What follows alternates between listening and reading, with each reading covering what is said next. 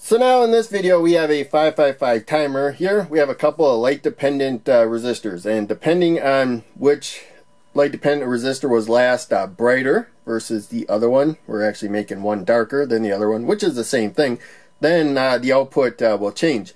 And when they have about the equal amount of light on them, then the output will stay in whatever state it was last in. So we got the output high by covering that one. I can get it brighter, actually shaded this one. So we'll go back to that.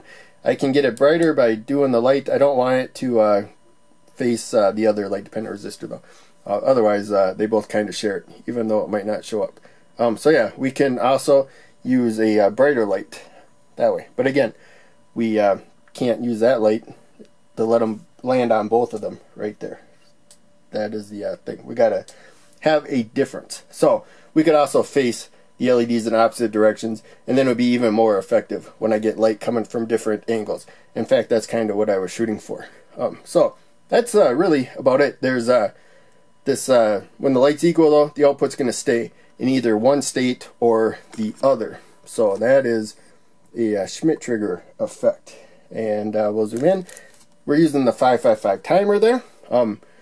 So one of the light dependent resistors, and I have a part number here. The main thing is that they be the same part number, because we'll come here. You can see that they look the same right there. So they should be the same part number, and the leads are the same length. I think some of my different part numbers have different length leads, but usually like the color at least will be a little bit different, and then the waveform there. You know, there may be more back and forth or less, and maybe wider and whatnot. So that's the resistive element there. It will, you know, resistance will go down as it gets brighter, and will go up as it gets darker. That is regardless of part number, but the exact resistance will be different if there's different part numbers. So you want to use the same part numbers for this. Now we will come back, and this resistor here helps make it easier for a lower amount of light to pull the voltage one way or the other right there than if we just connected them right together, if I remember right. I made this diagram a long time ago. So in case pin 4, that will hold the output low no matter what. If we get a low enough voltage, it's like half the supply voltage, so we don't want to leave that floating in the air. It can pick up stray voltages. Just put it right to the positive supply, and that will tell it not to do anything. So we have the light dependent resistor there at pin 6. If you get enough light on it, or make this one dark enough, either way, it pulls up the voltage. Once you get above 2/3 supply voltage, the output will be down here, will be low. And if it was already low, it'll just stay low. If it was high, it'll be set low. And then you can you know, get that a little darker or something. These kind of become equal light levels. You'll be in this range, and the output's going to stay low. Doesn't matter. Now we get it. So this one gets dark enough, or we add light to this one, it pulls the voltage down below 1/3 supply voltage.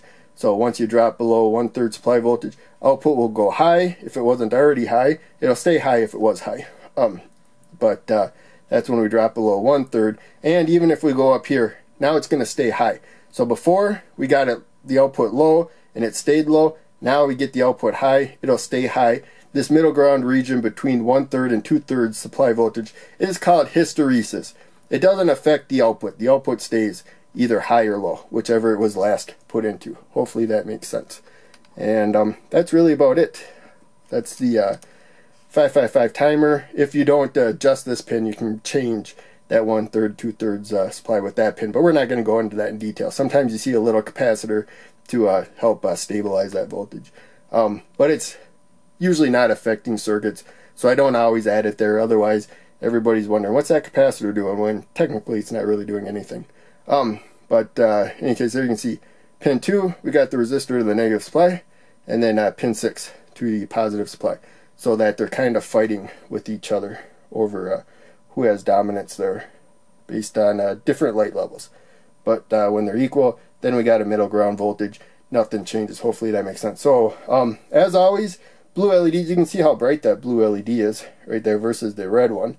We have more than 4 times the resistance there, a little bit more. But when it comes to the red LED, that's 220 ohms, that's 1,000. the output doesn't go all the way to the positive supply either. So that's taking away a little bit of current right there. You know, a decent amount actually.